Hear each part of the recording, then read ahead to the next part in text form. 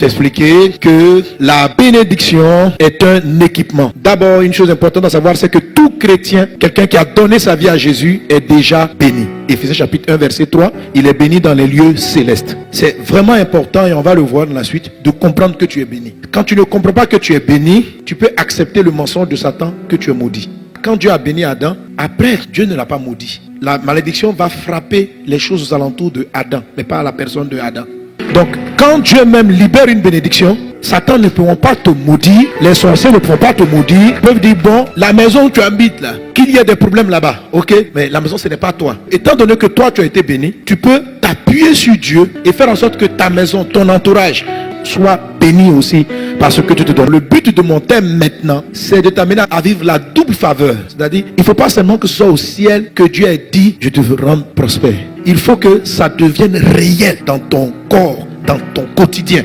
Quelqu'un qui est béni dans les lieux célestes, mais qui n'arrive pas à faire descendre le règne dans le ciel sur la terre, ressemble à quelqu'un qui a des millions dans son coffre, mais qui vit pauvre parce qu'il ne sait pas comment profiter. Si on demande, est-ce qu'il est riche? Oui. Mais est-ce qu'il arrive à utiliser sa richesse? Non. Un chrétien qui est béni dans le ciel, qui n'a pas les clés, les attitudes qu'il faut, aura l'impression qu'il ne l'est pas. Or, en fait, il est déjà béni. Donc, pendant cette année, nous allons travailler cet équipement extraordinaire que Dieu nous a donné de 12 bénédictions. Tu l'as en Jésus-Christ. Et toi qui n'es pas né de nouveau, convertis-toi réellement afin que toutes les 12 soient ton partage. Quand tu n'es pas converti, tu peux avoir quelques-unes, mais pas l'ensemble. Je te dis encore une chose, il y a des degrés de bénédiction. Il y a bénédiction level 1, level 2. C'est-à-dire de deux personnes à qui que Dieu bénit en disant vous allez prospérer, je te donne la prospérité. Il y a un dont la bénédiction le rend plus prospère que l'autre. La bénédiction, tu peux intensifier la puissance de ta bénédiction. Un peu comme si tu étais déjà propriétaire d'une voiture et puis tu la travailles pour qu'elle soit encore plus puissante. Que la puissance de ta bénédiction, des bénédictions dans ta vie soit forte.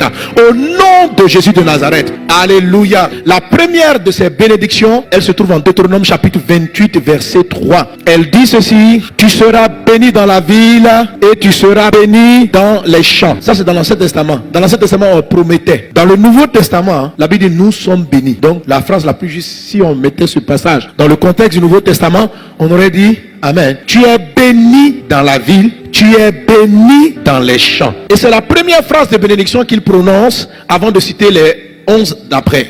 Le fruit de tes entrailles, le fruit de ton sol, le fruit de tes troupeaux, les porteurs de ton gros et de ton mini bétail, toutes ces choses seront bénies. Ça c'est l'Ancien Testament. Alors quand on dit le fruit de tes entrailles, ça veut dire que tes enfants sont bénis. Pourquoi? Parce que toi tu es béni. Amen. Mais c'est pas seulement tes enfants biologiques, c'est toute idée, toute innovation, tout projet qui sort de toi est béni. Est béni. Alléluia. Lorsqu'on dit le fruit de ton sol, le sol ce sont tes entreprises. C'est là où tu plantes et qui donne son fruit, qui donne les fruits. Lorsqu'on dit le fruit de ton troupeau, c'est toutes les personnes sur lesquelles tu es établi en responsabilité. Alléluia. Toutes les personnes qui dépendent de toi, le fait qu'ils soient sous toi, ils sont déjà bénis. Alléluia. Pour expliquer tout ça, le thème que j'ai donné pour ce mois, ça sera orientation divine. La bénédiction où Dieu dit tu seras béni dans la ville, tu seras béni dans les champs, c'est la bénédiction qu'on appelle la bénédiction des territoires. C'est la bénédiction d'une orientation. Ça veut dire Dieu te conduit et c'est un équipement important. La bénédiction numéro 2, elle dit le fruit de tes entrailles. Mais la même bénédiction la transporte les faveurs du mariage. Parce que pour que tu puisses enfanter, il faut que tu sois bien marié. Est-ce que tu comprends? Cette bénédiction sous-entend la faveur de Dieu dans ton couple. Si les choses étaient compliquées, Dieu va orienter. Il va dire, change ta manière de parler à ton mari, à ta femme. Il va t'orienter différemment. Il dit, avant tu parlais en élevant trop le ton. Tu dis, Dieu ne crée pas. Il dit, oui, mais maintenant, arrondis tes angles. Parce que tes paroles sont blessantes. Ah bon? Qu'est-ce que tu fais? Donc Dieu va t'orienter. Avant tu disais, chérie. Ça choquait ton mari. C'est quoi ça? Il dit, je me blessais ou quoi? Maintenant, Dieu dit, tu dis plus chérie. Tu dis, chérie. Tu sais, juste cette orientation-là peut faire. Ah. Parce qu'il y a des chéris, on dirait dans l'ancien caillou. Chérie, tu dis qu'est-ce qui se passe? Donc l'orientation divine va t'orienter dans ta manière de parler, dans ta façon de faire. En fait, tu vas avoir une direction de Dieu. L'orientation divine peut changer ta manière de t'habiller. L'orientation divine peut changer ta manière d'aller travailler au travail. Il y a toujours une certaine façon de faire qui permet à Dieu de débloquer et de manifester la grâce qui est dans ta vie. Est-ce qu'on est ensemble? Que la grâce et la faveur divine soient avec toi. Que ce mois, que Dieu te donne une direction.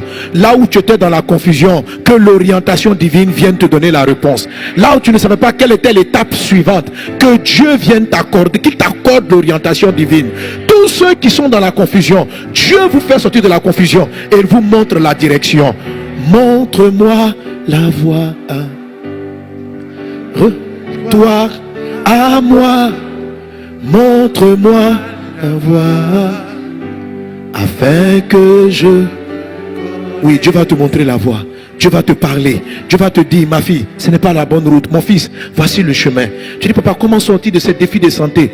Voici le chemin. Il va te montrer la voie. Certains vont recevoir la voie par des songes, par des visions. Dieu va te montrer la voie. Dieu va te montrer le chemin. Dieu va te montrer les lieux de faveur. Dieu se révèle à toi. Dieu se révèle à toi. Vous avez été édifié par cet enseignement et vous voulez en écouter d'autres du pasteur Mohamed Sanogo? Abonnez-vous à ses pages Facebook, YouTube, Twitter et Instagram. Ou allez sur la page Facebook de Librairie d'Honneur où vous trouverez ses ouvrages et encore plus d'enseignements. Que Dieu vous bénisse.